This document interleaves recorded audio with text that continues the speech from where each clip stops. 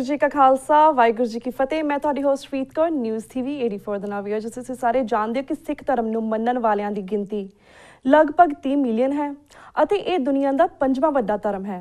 ਸਿੱਖ ਧਰਮ ਦੇ ਬਾਣੀ ਗੁਰੂ ਨਾਨਕ ਸਾਹਿਬ ਨੇ ਤੁਰਕੀ ਬਾਣੀ ਨੂੰ ਇਸ ਧਰਤੀ ਉੱਤੇ ਲਿਆਂਦਾ। 10 ਜਾਮਿਆਂ ਵਿੱਚ ਨਾਨਕ ਜੋਤ ਨੇ ਉਹ ਯੂਨੀਕ ਗੁਰਮਤਿ ਦਾ ਫਲਸਫਾ ਦਿੱਤਾ ਜਿਸ ਦਾ ਦੁਨੀਆ ਵਿੱਚ ਕੋਈ ਸਾਨੀ ਨਹੀਂ ਹੈ।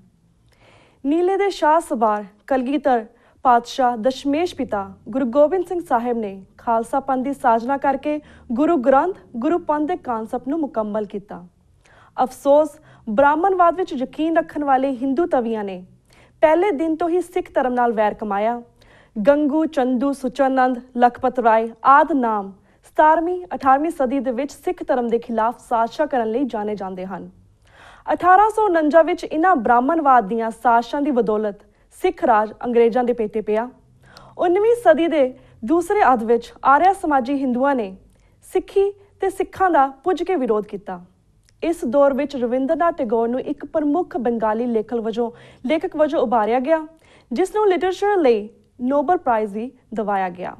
20ਵੀਂ ਸਦੀ ਦਾ ਹਿੰਦੂ ਸਿਆਸੀ ਲੀਡਰ ਮਿਸਟਰ ਗਾਂਧੀ ਰਵਿੰਦਰਨਾਥ ਟੈਗੋਰ ਨੂੰ ਗੁਰੂਦੇਵ ਕਹਿ ਕੇ ਸੰਬੋਧਿਤ ਕਰਦਾ ਸੀ ਕਿਉਂਕਿ ਉਹ ਉਸ ਨੂੰ ਸਿਆਸੀ ਗੁਰੂ ਸਮਝਦਾ ਸੀ।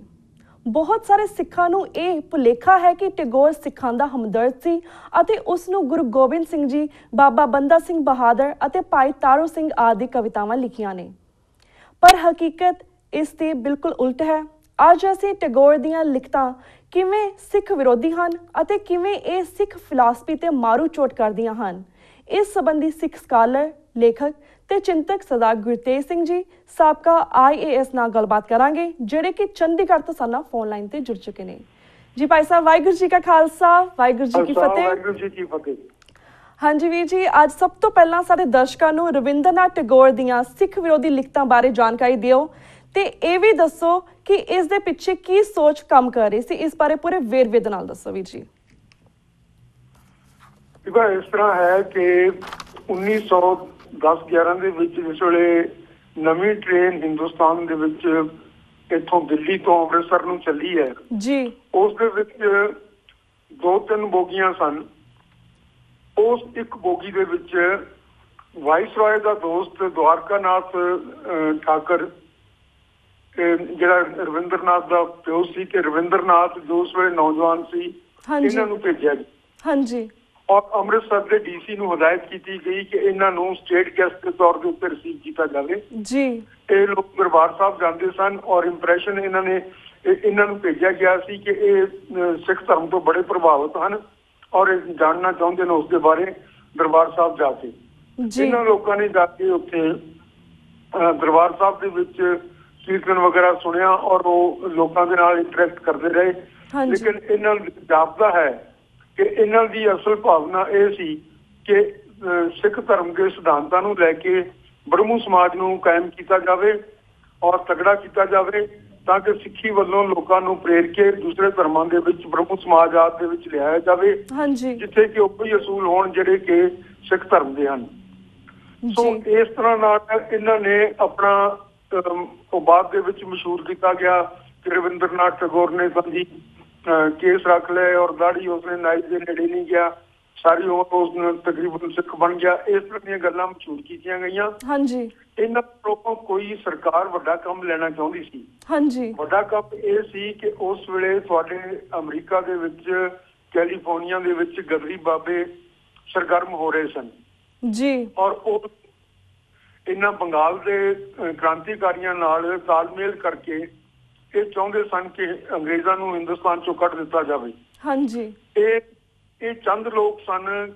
ਅੰਗਰੇਜ਼ ਇੱਥੇ ਕੋਈ 2-4 ਹਜ਼ਾਰ ਦੀ ਗਿਣਤੀ ਤੋਂ ਵੱਧ ਨਹੀਂ ਸਨ। ਜੇ ਫੌਜੀ ਪਾ ਲਈਏ 5-10 ਹਜ਼ਾਰ ਤੋਂ ਵੱਧ ਹਿੰਦੁਸਤਾਨ ਦੇ ਵਿੱਚ ਕਦੇ ਵੀ ਨਹੀਂ ਸੀ ਰਹੇ ਔਰ ਗਜ਼ੀਆਂ ਦਾ ਖਿਆਲ ਸੀ ਕਿ ਇਹਨਾਂ ਨੂੰ ਅੰਦੋਲਨ ਕਰਕੇ ਇੱਕ ਕ੍ਰਾਂਤੀ ਲਿਆ ਕੇ ਤੇ ਗਦਰ ਕਰਕੇ ਇਹਨਾਂ ਨੂੰ ਹਿੰਦੁਸਤਾਨ ਚੋਂ ਬਾਹਰ ਕੱਢਿਆ ਜਾ ਸਕਦਾ ਹੈ। ਅੰਗਰੇਜ਼ਾਂ ਕੋਲ ਇਸ ਚੀਜ਼ ਦਾ ਕੋਈ ਤੋੜ ਨਹੀਂ ਸੀ। ਉਹਨਾਂ ਨੇ ਇਸ ਦੇ ਬਾਰੇ 2 ਕੰਮ ਕੀਤੇ। ਪਹਿਲਾ ਕੰਮ ਤਾਂ ਉਹਨਾਂ ਨੇ ਰਵਿੰਦਰਨਾਥ ਟੈਗੋਰ ਨੂੰ ਤਿਆਰ ਕੀਤਾ ਕਿ ਤੂੰ ਇੱਕ ਤਰ੍ਹਾਂ ਦਾ ਸਿੱਖ ਹਮਦਰਦ ਬਣ ਕੇ ਉਹਨਾਂ ਨੂੰ ਸਮਝਾ ਕੇ ਉਹ ਇਹ ਕੰਮ ਨਾ ਕਰਨ, ਗਦਰ ਨਾ ਕਰਨ। ਦੂਸਰਾ ਕੰਮ ਉਹਨਾਂ ਨੇ ਇਹ ਕੀਤਾ ਕਿ जिस आदमी ने अंग्रेजां दी वफादारी दी कसम खाधी अपने जर्नल दे विच छापी, उस गांधी MK गांधी नूं उत्थों अफ्रीका तो लिया के हिंदुस्तान दी पॉलिटिक्स दे विच पाया। हाँ जी, ਇਹ ਚੀਜ਼ਾਂ ਦਾ ਅਸੀਂ ਦੇਖ ਨਹੀਂ ਸਕੇ। ਤੇ 1911 ਦੇ ਵਿੱਚ ਹੀ ਤਕਰੀਬਨ ਇੱਕ ਕਿਤਾਬ ਕਿਸੇ ਬੰਗਾਲੀ ਨੇ ਲਿਖੀ ਸਿੱਖ ਧਰਮ ਦੇ ਬਾਰੇ, ਉਸ ਦਾ ਫਾਰਵਰਡ ਕੀਤਾ ਟੈਗੋਰ ਨੇ। ਔਰ ਟੈਗੋਰ ਦੇ ਬਾਰੇ ਤੁਸੀਂ ਜਾਣਦੇ ਹੋ, ਸਾਰਾ ਦੁਨੀਆ ਜਾਣਦੀ ਹੈ ਕਿ ਉਹ ਇਤਿਹਾਸਕਾਰ ਨਹੀਂ ਸੀ, ਨਾ ਉਹ ਇਤਿਹਾਸ ਦੇ ਉੱਤੇ ਉਸਦੀ ਪਕੜ ਸੀ। ਹਾਂਜੀ, ਇਸ ਕਰਕੇ ਉਸਨੇ ਉਹ ਜਿਹੜੀ ਫਾਰਵਰਡ ਲਿਖਿਆ ਉਸ ਦਾ ਟ੍ਰਾਂਸਲੇਸ਼ਨ ਕੀਤਾ ਜਾਦੂਨਾਥ ਸਰਕਾਰ ਨੇ ਅੰਗਰੇਜ਼ੀ ਦੇ ਵਿੱਚ। ਹਾਂਜੀ, ਔਰ ਉਹ ਉਸ ਦੇ ਬਾਰੇ ਤੁਸੀਂ ਮੇਰਾ ਲੇਖ ਦੇਖ ਹੀ ਲਿਆ, 13-14 ਸਾਲ ਤੋਂ ਸਰਕੂਲੇਸ਼ਨ ਦੇ ਵਿੱਚ ਹੈ। ਲੇਕਿਨ ਆਪਣੇ ਜਿਹੜੇ ਵਿਦਵਾਨ ਹਨ ਇਹਨਾਂ ਨੇ ਬਹੁਤਾ ਅਟੈਂਸ਼ਨ ਉਸ ਦੇ ਵੱਲ ਨਹੀਂ ਦਿੱਤਾ ਜੀ। ਅੱਛਾ, ਉਸ ਤੋਂ ਬਾਅਦ ਟੈਗੋਰ ਨੇ ਕੁਝ ਕਵਿਤਾਵਾਂ ਲਿਖੀਆਂ। ਹਾਂਜੀ, ਇੱਕ ਭਾਈ ਤਾਰੂ ਸਿੰਘ ਦੇ ਬਾਰੇ ਕਵਿਤਾ, ਤੁਸੀਂ ਉਹਦਾ ਜ਼ਿਕਰ ਤੁਸੀਂ ਪੜ੍ਹ ਚੁੱਕੇ ਹੋਗੇ ਮੇਰੇ ਲੇਖ ਦੇ ਵਿੱਚ। ਦੂਸਰਾ ਉਸਨੇ ਗਗਨ ਮੈਂ ਸਾਗ ਰਵਚੰਦ ਦੀਪਕ ਬਣੇ ਦੀ ਆਰਤੀ ਜਿਹੜੀ ਹੈਗੀ ਉਸ ਦਾ ਟ੍ਰਾਂਸਲੇਸ਼ਨ ਕੀਤਾ, ਢਿੱਲਾ ਮੱਠਾ ਜਿਹਾ। ਫਿਰ ਉਸਨੇ ਬੰਦਾ ਬਹਾਦਰ ਦੇ ਉੱਤੇ ਇੱਕ ਕਵਿਤਾ ਲਿਖੀ। ਫਿਰ ਸ਼ਹਾਦਤ ਗੁਰੂ ਗੋਬਿੰਦ ਸਿੰਘ ਸਾਹਿਬ ਦੀ ਅੰਤਮ ਦਿਨਾਂ ਦੇ ਬਾਰੇ, ਔਰ ਉਹਨਾਂ ਦੇ ਉਹ ਜਿਹੜਾ ਚੁਰਾ ਮਾਰਿਆ ਗਿਆ ਕਿਸੇ ਪਠਾਨ ਵੱਲੋਂ, ਉਸ ਦੇ ਬਾਰੇ ਕੁਛ ਕਿਹਾ। ਇੱਕ ਉਹਨਾਂ ਨੇ ਕੰਗਣ ਪ੍ਰੈਜ਼ੈਂਟ ਕਰਨ ਵਾਸਤੇ ਕੀਤਾ ਕਿਸੇ ਦੌਰੀ ਨੇ ਗੁਰੂ ਸਾਹਿਬ ਨੂੰ, ਇਹ ਕਥਾ ਆਪਣੇ ਮਸ਼ਹੂਰ ਹੈ। ਉਹ ਨਿਸ਼ਫਲ ਤਿਉਹਾਰ ਉਹ ਲਿਖਿਆ। ਤੇ ਕੁਝ ਭਗਤਾਂ ਦੇ ਸ਼ਬਦ ਉਸ ਨੇ ਟ੍ਰਾਂਸਲੇਟ ਕੀਤੇ, ਲੂਟ ਜਾਂ ਟ੍ਰਾਂਸਲੇਸ਼ਨ, ਜਿਹਨੂੰ ਬਹੁਤਾ ਚੰਗਾ ਮਾੜਾ ਨਹੀਂ ਕਿਹਾ ਜਾ ਸਕਦਾ, ਇਹੋ ਜਿਹਾ ਉਹਨਾਂ ਨੇ ਕੀਤਾ। ਹਾਂਜੀ, ਔਰ ਇਹਨਾਂ ਸਾਰਿਆਂ ਨੂੰ ਦੀ ਭਾਵਨਾ ਇੱਕੋ ਹੀ ਹੈ ਕਿ ਸਿੱਖ ਧਰਮ ਦੇ ਜੋ ਮੁੱਢਲੇ ਅਸੂਲ ਹਨ ਇਹਨਾਂ ਦੇ ਉੱਤੇ ਹਮਲਾ ਕੀਤਾ ਜਾਵੇ। ਇਹ ਹਨ ਉਸ ਦੀਆਂ ਸਾਰੀਆਂ। ਜੀ ਜੀ, ਹਾਂਜੀ। ਤੇ ਵੀਰ ਜੀ, ਤੁਸੀਂ ਇਸ ਬਾਰੇ ਪੂਰੀ ਵੇਰਵੇ ਨਾਲ ਜਾਣਕਾਰੀ ਦਿੱਤੀ ਕਿ ਕਿਸ ਤਰ੍ਹਾਂ ਇਸ ਦੇ ਪਿੱਛੇ ਕੀ ਸੋਚ ਸੀ। ਪਰ ਜਿਸ ਤਰ੍ਹਾਂ ਤੁਸੀਂ ਗੱਲ ਕੀਤੀ ਕਿ ਸਿੱਖ ਲਿਖਤਾਂ ਸੀਗੀਆਂ, ਅਸੀਂ ਚਾਹਾਂਗੇ ਥੋੜ੍ਹੀ ਹੋਰ ਡੀਟੇਲ ਦੇ ਵਿੱਚ, ਕਿਉਂਕਿ ਸਾਡੇ ਕੋਲ ਇਨਫ ਟਾਈਮ ਹੈਗਾ, ਥੋੜ੍ਹੀ ਡੀਟੇਲ ਦੇ ਵਿੱਚ ਦੱਸੋ ਕਿ ਭਾਈ ਤਾਰੂ ਸਿੰਘ ਜੀ ਜਾਂ ਬੰਦਾ ਸਿੰਘ ਬਹਾਦਰ ਜੀ ਦੇ ਬਾਰੇ ਇਹਨਾਂ ਦੀ ਕਿਹੜੀਆਂ ਲਿਖਤਾਂ ਸੀਗੀਆਂ, ਉਸ ਬਾਰੇ ਵੇਰਵੇ ਦੱਸੋ। ਕਿਉਂਕਿ ਕਾਫੀ ਸਾਰੇ ਸਿੱਖ ਵੀਰ ਨੇ ਹਜੇ ਵੀ ਇਹਨਾਂ ਦੀ ਹਮਾਇਤ ਕਰਦੇ ਨੇ, ਉਹ ਸੋਚਦੇ ਨੇ ਕਿ ਇਹਨਾਂ ਨੇ ਇਹ ਸਿੱਖ ਵਿਰੋਧੀ ਨੇ, ਇਹ ਸਿੱਖਾਂ ਦੇ ਹਮਦਰਦ ਨੇ। ਸੋ ਉਹਨਾਂ ਦੀ ਜਾਣਕਾਰੀ ਲਈ ਅਸੀਂ ਚਾਹਾਂਗੇ ਤੁਸੀਂ ਥੋੜ੍ਹੇ ਵੇਰਵੇ ਦੇ ਨਾਲ ਇਸ ਬਾਰੇ ਦੱਸੋ। ਦੇਖੋ, ਇਸ ਤਰ੍ਹਾਂ ਹੈ ਕਿ ਜਿਨ੍ਹਾਂ ਲੋਕਾਂ ਨੇ ਸਮਝੀ ਜਾਣਾ ਹੈ ਉਹਨਾਂ ਨੂੰ ਤਾਂ ਕੋਈ ਰੋਕ ਨਹੀਂ ਸਕਦਾ ਜੀ। ਉਹ ਤਾਂ ਆਪਣੀ ਮਰਜ਼ੀ ਦੇ ਨਾਲ ਜੋ ਸਮਝਦੇ ਰਹਿਣ। ਲੇਕਿਨ ਜਿਹੜਾ ਸੱਚ ਹੈ, ਜਿਹੜੀ ਸੱਚਾਈ ਹੈ, ਉਹ ਤੁਹਾਡੇ ਸਾਹਮਣੇ ਆ ਗਈ ਹੈ ਜੀ। ਇੱਕ 1911 ਵਾਲਾ ਲੇਖ, ਉਸ ਦੀ ਮੈਂ ਐਨਾਲਿਸਿਸ ਕੀਤੀ ਹੈ ਔਰ ਉਹ ਪ੍ਰੈਜ਼ੈਂਟ ਕੀਤੀ ਹੈ। ਕੋਈ 13-14 ਸਾਲ ਹੋ ਗਏ, ਅੱਜ ਤੱਕ ਕਿਸੇ ਨੇ ਉਸ ਦੇ ਉੱਤੇ ਕੋਈ ਇਤਰਾਜ਼ ਨਹੀਂ ਕੀਤਾ। ਉਹ ਸਿੱਖ ਰਿਵਿਊ ਦੇ ਵਿੱਚ ਵੀ 2 ਤਿਹਾਈ ਛਪ ਚੁੱਕੀ ਹੈ। ਤੀਜਾ ਹਿੱਸਾ ਉਹਨਾਂ ਨੇ ਪਤਾ ਨਹੀਂ ਕਿਸ ਕਾਰਨ ਨਹੀਂ ਛਾਪਿਆ, ਮੇਰੇ ਨਾਲ ਵਾਅਦਾ ਕਰਕੇ ਵੀ ਨਹੀਂ ਛਾਪਿਆ। ਤੇ ਜਿਹੜੀ ਤਾਰੂ ਸਿੰਘ ਵਾਲੀ ਪੋਇਮ ਹੈ ਉਹ ਹੈ ਗਿਫਟ, ਜਿਹੜਾ ਉਹਦਾ ਅੰਗਰੇਜ਼ੀ ਟ੍ਰਾਂਸਲੇਸ਼ਨ ਇਸਨੇ ਪਿੱਛੇ ਇੱਕ ਆਦਮੀ ਲੈਕਚਰ ਦੇਣ ਆਇਆ ਸੀ ਸਰਦਾਰ ਕਪੂਰ ਸਿੰਘ ਮੈਮੋਰੀਅਲ ਟਰਸਟ ਦੇ ਸੱਦੇ ਦੇ ਉੱਤੇ ਜੀ। ਉਸ ਆਦਮੀ ਨੇ ਉਹ ਕਿਸੇ ਯੂਨੀਵਰਸਿਟੀ ਦਾ ਵਾਈਸ ਚਾਂਸਲਰ ਸੀ, ਕਿਸੇ ਦਾ ਪਹਿਲਾਂ ਰਹਿ ਚੁੱਕਿਆ ਸੀ, ਹੁਣ ਕਿਸੇ ਯੂਨੀਵਰਸਿਟੀ ਦੇ ਵਿੱਚ ਉਹ ਪ੍ਰੋਫੈਸਰ ਸੀ, ਅਮੀਆਂ ਦੇਵ। ਉਸਨੇ ਗਿਫਟ ਬਿਯੋਂਡ ਪ੍ਰੇਅਰ ਇਸ ਦਾ ਟ੍ਰਾਂਸਲੇਸ਼ਨ ਕੀਤਾ ਹੈ ਔਰ ਉਸ ਦੇ ਵਿੱਚ ਕੀ ਕਹਿੰਦਾ ਹੈ ਕਿ ਸਿੱਖ ਵਾਲ ਨਹੀਂ ਕੱਟਦੇ। ਤੇ ਜਦੋਂ ਉਸਨੇ ਇੱਕ ਸੂਬੇ ਨੇ ਕਿਹਾ ਵੀ ਮੈਨੂੰ ਤੇਰੇ ਵਾਲ ਚਾਹੀਦੇ ਆ, ਮੈਂ ਤੇਰੇ ਵਾਲ ਕੱਟਣੇ ਆ, ਤਾਂ ਤਾਰੂ ਸਿੰਘ ਨੇ ਕਿਹਾ ਕਿ ਤੂੰ ਕੀ ਸਮਝਦਾ ਹੈ ਵੀ ਇਹ ਇੰਨੀ ਕੁ ਚੀਜ਼ ਨਾਲ ਮੈਂ ਤੈਨੂੰ ਆਪਣੀ ਖੋਪੜੀ ਦੇ ਸਮੇਤ ਵਾਲ ਸਾਰੇ ਭੇਟ ਕਰਦਾ ਜੀ। ਇਸ ਕਿਸਮ ਦੀ ਉਹਨੇ ਫਿਰ ਉਹਨੇ ਇੱਕ ਕਵਿਤਾ ਇਸ ਦੇ ਉਦਾਲੇ ਬੁਣੀ ਹੋਈ ਹੈ। ਹਾਂਜੀ, ਹੁਣ ਗੱਲ ਇਹ ਸੀ ਕਿ ਇਹ ਤਾਰੂ ਸਿੰਘ ਨੂੰ ਇੱਕ ਆਤਮ ਘਾਤ ਲਈ ਉਤਾਵਲਾ ਬੰਦਾ ਕਰਕੇ ਦਰਸਾਇਆ। ਅੱਛਾ, ਹਕੀਕਤ ਕੀ ਹੈ? ਪੰਥ ਪ੍ਰਕਾਸ਼ ਦੇ ਵਿੱਚ ਹਕੀਕਤ ਸਾਰੀ ਲਿਖੀ ਹੋਈ ਹੈ, ਉਹਨਾਂ ਲੋਕਾਂ ਦੀ ਲਿਖੀ ਹੋਈ ਹੈ ਜਿਹੜੇ ਕੰਟੈਂਪਰੇਰੀ ਸਨ, ਉਹਨਾਂ ਤੋਂ ਸੁਣ ਕੇ ਲਿਖੀ ਹੋਈ ਹੈ। ਔਰ ਉਸ ਦੇ ਵਿੱਚ ਉਹ ਦੱਸਦੇ ਹਨ ਕਿ ਭਾਈ ਤਾਰੂ ਸਿੰਘ ਨੇ ਉਹਦੀ ਖੋਪੜੀ ਲਾਹ ਲਈ ਗਈ ਔਰ ਉਸ ਤੋਂ ਬਾਅਦ ਉਹ ਇੰਨੇ ਦਿਨ ਧਰਮਸ਼ਾਲਾ ਦੇ ਵਿੱਚ ਪਿਆ ਰਿਹਾ ਔਰ ਉਸਨੇ ਕਿਹਾ ਕਿ ਮੈਂ ਸੂਬੇ ਨੂੰ ਅੱਗੇ ਲਾ ਕੇ ਲਿਜਾਵਾਂਗਾ। ਇੱਕ ਤਾਂ ਹੈ ਵੀ ਤੁਸੀਂ ਉਸ ਨੂੰ ਦੇ ਰਹੇ ਹੋ, ਗਿਫਟ ਦੇ ਰਹੇ ਹੋ, ਉਸ ਦੇ ਉੱਤੇ ਇਨਾਇਤ ਕਰ ਰਹੇ ਹੋ, ਔਰ ਦੂਸਰੇ ਪਾਸੇ ਤਾਰੂ ਸਿੰਘ ਹੈ ਜਿਹੜਾ ਕਿ ਉਸ ਨੂੰ ਨੇਸਤੋ ਨਾਬੂਦ ਕਰਨ ਦੇ ਉੱਤੇ ਬਜ਼ਿਦ ਹੈ। ਔਰ ਤਾਰੂ ਸਿੰਘ ਦੇ ਬਾਰੇ ਉਸ ਵੇਲੇ ਦੀ ਜਿਹੜੀ ਆਪਣਾ ਇਤਿਹਾਸ ਹੈ ਉਸ ਦੇ ਵਿੱਚ ਲਿਖਿਆ ਹੋਇਆ ਹੈ ਕਿ ਉਹ ਜਿਹੜੇ ਬਾਗੀ ਸਿੱਖ ਸਨ, ਜਿਨ੍ਹਾਂ ਨੂੰ ਜਿੱਥੇ ਪਰਸੀਕਿਊਸ਼ਨ ਹੋ ਰਿਹਾ ਸੀ, ਜਿਨ੍ਹਾਂ ਨੂੰ ਮਾਰਨ ਵਾਸਤੇ ਗਸ਼ਤੀ ਦਸਤੇ ਚੜ੍ਹਦੇ ਸਨ, ਉਹਨਾਂ ਲੋਕਾਂ ਦੇ ਵਿੱਚੋਂ ਸੀ। ਔਰ ਉਹਨਾਂ ਨੂੰ ਉਹ ਖਾਣਾ ਵਗੈਰਾ ਦਾ ਇੰਤਜ਼ਾਮ ਕਰਦਾ ਸੀ। ਨੌਜਵਾਨ ਸੀ ਔਰ ਜ਼ਿੰਦਗੀ ਦਾ ਨਾਲ ਉਸ ਨੂੰ ਬੜਾ ਪਿਆਰ ਸੀ। ਖੋਪੜੀ ਲੈਣ ਤੋਂ ਬਾਅਦ ਵੀ ਉਹ ਜਿੰਨਾ ਵੀ ਉਹਦਾ ਹੋ ਸਕਿਆ ਉਹਨੇ ਦਿਨ ਉਹ ਜਿਉਂਦਾ ਰਿਹਾ ਔਰ ਅਖੀਰ ਦੇ ਉੱਤੇ ਉਸ ਨੂੰ ਮਾਰ ਕੇ ਫਿਰ ਉਸਨੇ ਇਸ ਸੰਸਾਰ ਤੋਂ ਆਪਣਾ ਚਲਾਣਾ ਕੀਤਾ। ਸੋ ਇਹ ਜਿਹੜੀ ਹੈ ਕਵਿਤਾ, ਇਹ ਬਿਲਕੁਲ ਉਹ ਸਾਰਾ ਜਿਹੜਾ ਕੁਛ ਹੈ ਤਾਰੂ ਸਿੰਘ ਵਾਲਾ, ਜੋ ਸਪਿਰਿਟ ਹੈ, ਜੋ ਉਸਦਾ ਕਾਰਵਾਈ ਹੈ, ਜੋ ਉਸਦਾ ਕਰਤੱਵ ਹੈ, ਉਸ ਦੇ ਵਿਰੋਧ ਦੇ ਵਿੱਚ ਖੜੀ ਹੈ ਜੀ। ਸੋ ਇਸੇ ਤਰ੍ਹਾਂ ਹੀ 10ਵੇਂ ਪਾਤਸ਼ਾਹ ਦੇ ਕਤਲ ਦੇ ਬਾਰੇ ਜਿਹੜੀ ਉਹ ਕਵਿਤਾ ਬਣਾਈ ਹੈ ਉਸਨੇ, ਉਹਦੇ 'ਚ ਇਹ ਲਿਖਿਆ ਕਿ 10ਵੇਂ ਪਾਤਸ਼ਾਹ ਉਹਨੂੰ ਪਠਾਨ ਨੂੰ ਕਹਿੰਦੇ ਆ, ਤੂੰ ਮੈਨੂੰ ਮਾਰ ਦੇ, ਤੂੰ ਦੇਖ ਮੈਂ ਕਿਉਂਕਿ ਮੈਂ ਬੜਾ ਜ਼ੁਲਮ ਕੀਤਾ, ਤੇਰੇ ਪਿਓ ਨੂੰ ਮਾਰਿਆ ਔਰ ਉਹਦਾ ਕੋਈ ਲੋੜ ਨਹੀਂ ਸੀ ਮਾਰਨ ਦੀ, ਲੇਕਿਨ ਫਿਰ ਵੀ ਮਾਰਿਆ। ਇਤਿਹਾਸ ਇਹੋ ਜਿਹੀਆਂ ਗੱਲਾਂ ਨਾ ਜਿਹੜੀਆਂ ਅਨਜਸਟੀਫਾਈਡ ਹੈਗੀਆਂ ਵੀ ਗੁਰੂ ਸਾਹਿਬ ਨੇ ਉਸਨੂੰ ਹੁਣ ਜਿਹੜੇ ਤੇ ਇਸ ਕਰਕੇ ਗੁਰੂ ਸਾਹਿਬ ਨੇ ਕਿਹਾ ਵੀ ਮੇਰਾ ਕੰਮ ਅਧੂਰਾ ਰਹਿ ਗਿਆ, ਹੁਣ ਮੈਂ ਇਹ ਕਿਤਾਬ ਕਰਕੇ ਤੇ ਮੈਂ ਇਸ ਕਰਕੇ ਮੇਰਾ ਕੰਮ ਫੇਲ ਹੋ ਗਿਆ ਸਾਰਾ, ਮੇਰੀ ਜਿਹੜੀ ਘਾਲਣਾ ਸੀ ਖਾ ਨਹੀਂ ਪਈ ਤੇ ਹੁਣ ਮੈਂ ਪਛਤਾਪ ਕਰਨਾ ਚਾਹੁੰਦਾ, ਇਸ ਲਈ ਤੂੰ ਮੈਨੂੰ ਮਾਰ ਦੇ ਛੁਰਾ। ਹੁਣ ਇਹ ਜਿਹੜਾ ਹੈ ਇਹ ਸਾਰਿਆਂ ਨੂੰ ਇਤਿਹਾਸਕਾਰਾਂ ਨੂੰ ਸਪਸ਼ਟ ਹੈ ਔਰ ਉਸ ਵੇਲੇ ਵੀ ਸਪਸ਼ਟ ਸੀ ਕਿ ਇਹ ਸਰਹੰਦ ਦੇ ਸੂਬੇਦਾਰ ਨੇ 10ਵੇਂ ਪਾਤਸ਼ਾਹ ਦਾ ਕਤਲ ਕਰਨ ਵਾਸਤੇ ਬੰਦੇ ਨੂੰ ਭੇਜਿਆ ਸੀ।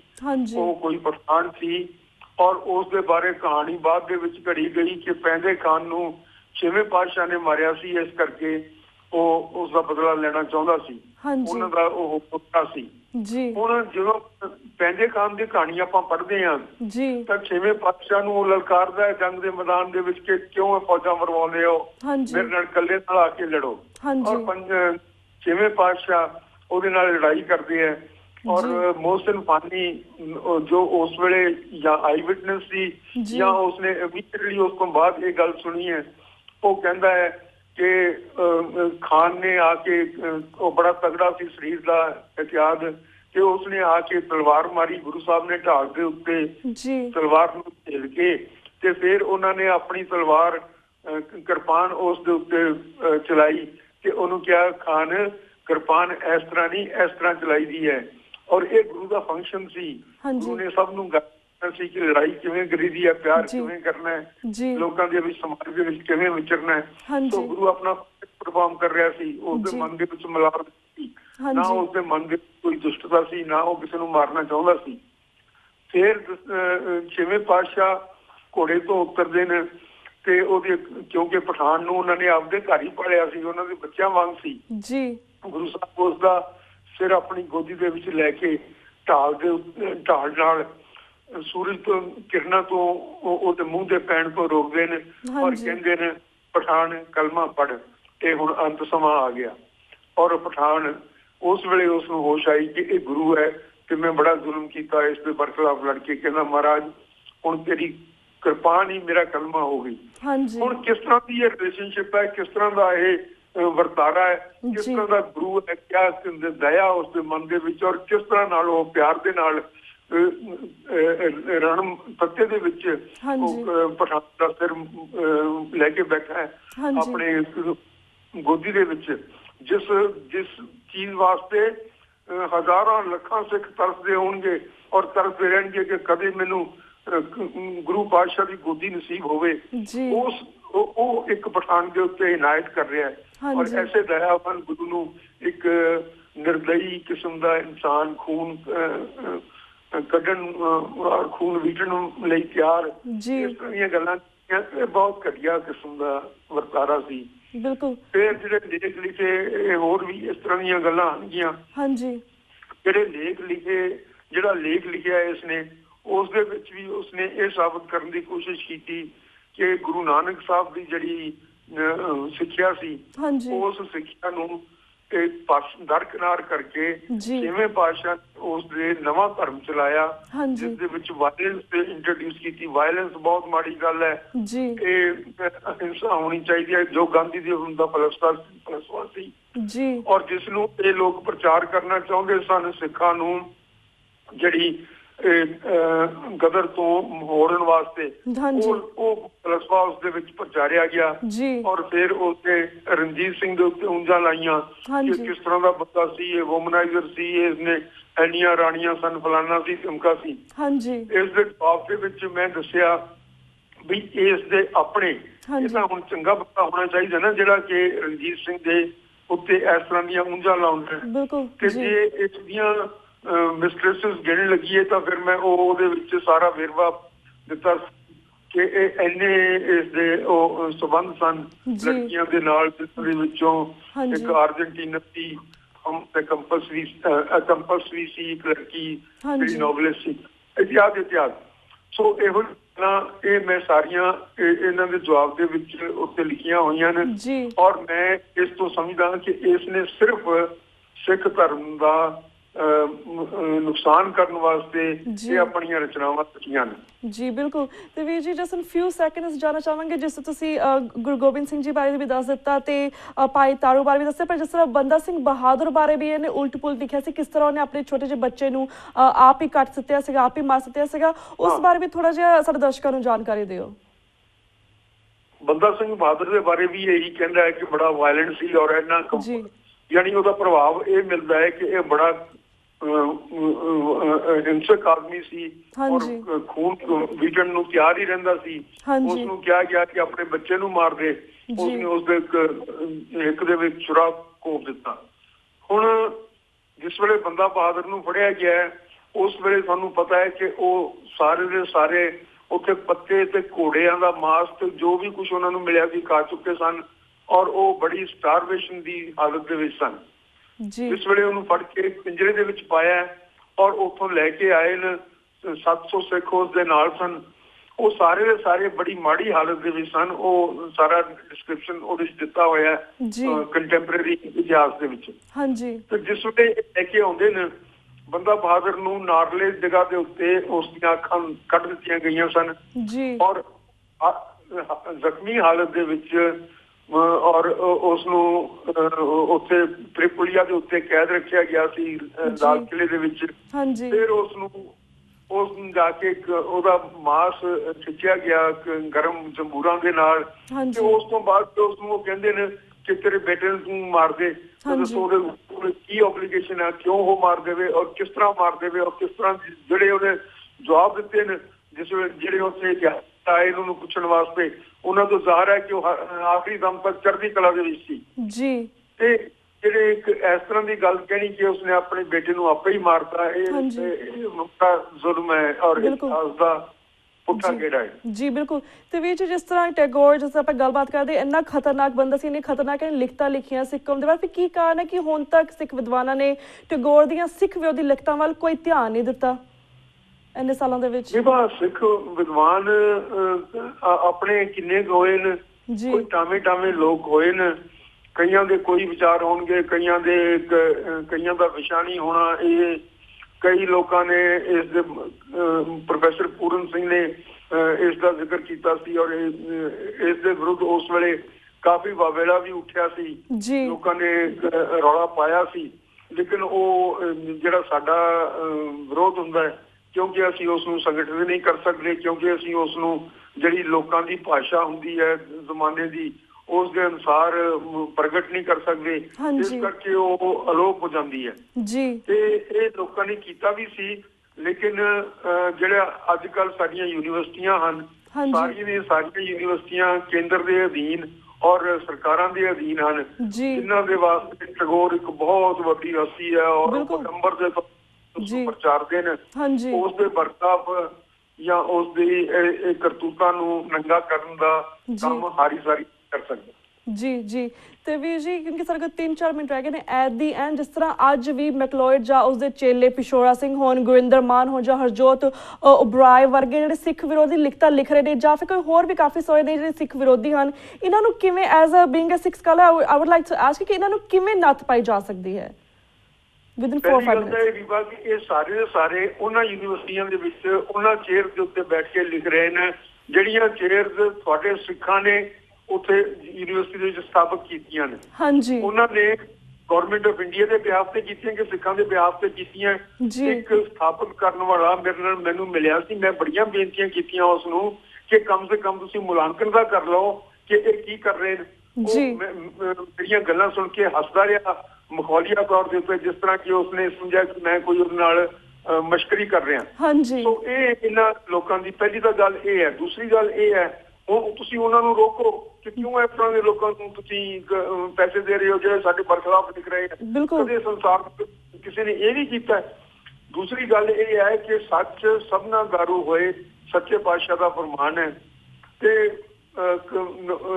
ਸਕਾਲਰਸ ਵਾਸਤੇ ਸੱਚੇ ਪਾਤਸ਼ਾਹ ਦਾ ਫਰਮਾਨ ਹੈ, ਮਨ ਸੱਚ ਕਸਵੱਟੀ ਲਾਈਏ ਤੁਲੀਏ ਪੂਰੇ ਤੋੜ।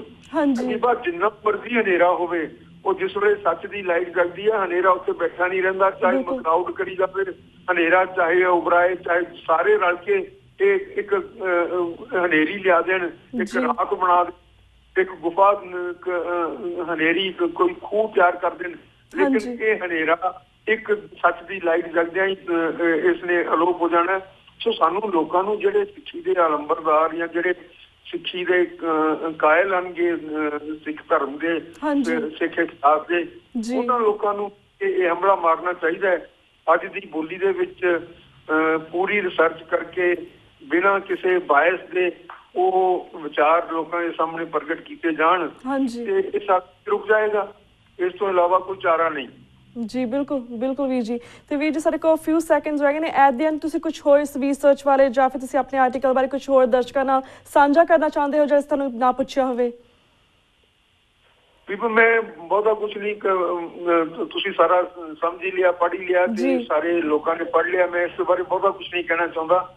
ਮੈਂ ਸਿਰਫ ਇਹ ਕਹਿਣਾ ਚਾਹੁੰਦਾ ਕਿ ਜਿਹੜੀਆਂ ਇਹੋ ਜਿਹੀਆਂ ਸੰਸਥਾਵਾਂ ਜਿੱਥੇ ਕਿਤੇ ਵੀ ਬਣਦੀਆਂ ਉਹਨਾਂ ਨੂੰ ਬਣਾਓ। ਇਹ ਯੂਨੀਵਰਸਿਟੀਆਂ ਦਾ ਕੰਮ ਹੈ। ਆਮ ਆਦਮੀ ਜਿਹੜੇ ਮੇਰੇ ਵਰਗੇ ਜਿਨ੍ਹਾਂ ਨੇ ਰੋਟੀ ਦਾ ਵੀ ਫਿਕਰ ਹੁੰਦਾ ਹੈ ਔਰ ਉਹ ਜਿਨ੍ਹਾਂ ਦੇ ਕੋਈ ਇਸ ਤਰ੍ਹਾਂ ਦੇ ਸਾਧਨ ਨਹੀਂ ਹੁੰਦੇ ਕਿ 15 ਸਕਾਲਰਸ ਆ ਕੇ ਉਹਨਾਂ ਦੇ ਕੋਲੇ ਹੈਲਪ ਕਰਨ ਵਾਲੇ ਹੋਣ, ਯੂਨੀਵਰਸਿਟੀਆਂ ਛਾਪਣ ਵਾਲੀਆਂ ਹੋਣ, ਉਹਨਾਂ ਲੋਕਾਂ ਵਾਸਤੇ ਇਹ ਸੰਭਵ ਨਹੀਂ। ਇੰਸਟੀਟਿਊਸ਼ਨਸ ਬਣਾਓ, ਅਮਰੀਕਾ ਦੇ ਵਿੱਚ ਬਣਾਓ, ਜਿੱਥੇ ਵੀ ਕਿਤੇ ਬਣਾ ਸਕਦੇ ਹੋ, ਇੰਗਲੈਂਡ ਦੇ ਵਿੱਚ ਬਣਾਓ, ਜਿਹੜੀਆਂ ਕਿ ਇਹ ਕਾਰਵਾਈ ਕਰਨ, ਜਿਹੜੀਆਂ ਯੂਨੀਵਰਸਿਟੀਆਂ ਸਾਡੇ ਬਰਖਲਾਫ ਕਰ ਰਹੀਆਂ ਉਹਨਾਂ ਦਾ ਡਟ ਕੇ ਜਵਾਬ ਦੇਣ ਤੇ ਜਿਹੜਾ ਸੱਚ ਹੈ ਉਸ ਨੂੰ ਉਜਾਗਰ ਕਰਨ।